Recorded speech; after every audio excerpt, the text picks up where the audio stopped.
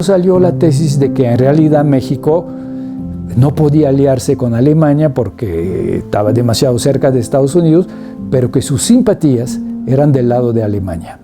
Yo intenté averiguar esa tesis para demostrar que sí había una parte de la opinión pública en México que era germanófila, había otra parte que era también, y de manera muy dinámica y muy agresiva, favorable a Francia e Inglaterra. Hasta 1916, la prensa mexicana, podemos decir que globalmente simpatiza más bien con Francia e Inglaterra.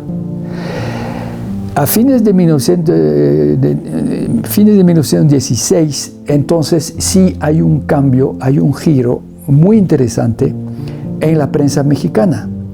El periódico El Demócrata, que de cierta manera era un periódico considerado como periódico oficial, no oficial sino oficioso, pero digamos la voz del gobierno, hasta ese momento había sido favorable a los aliados, a Francia e Inglaterra. Y curiosamente en el verano de 16 hay un cambio pero radical, 100%, y se vuelve totalmente germanófilo ese periódico.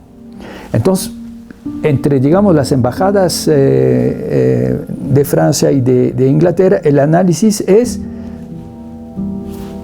don Venustiano ha optado a favor de Alemania. El señor Pallavicini, que de origen italiano, ya nacido en México, él simpatizaba con Francia, especialmente con Francia, y había sido ministro de Venustiano Carranza. O sea, era un revolucionario, un constitucionalista, había sido diputado en el Congreso Constituyente, y él funda un periódico, El Universal, que hasta la fecha es uno de los grandes diarios nacionales. Y ese periódico, desde el primer día, va a ser totalmente contra Alemania y a favor de Francia y de Inglaterra.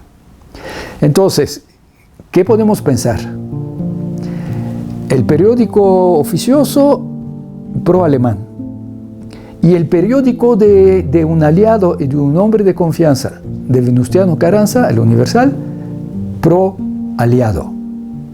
Bueno, es el juego realista de don Venustiano.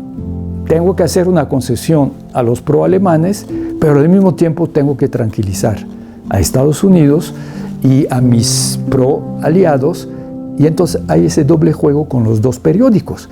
Y hay que subrayar que varios constitucionalistas importantes son accionistas en El Universal y que la Embajada de Alemania financia a fondo El Demócrata.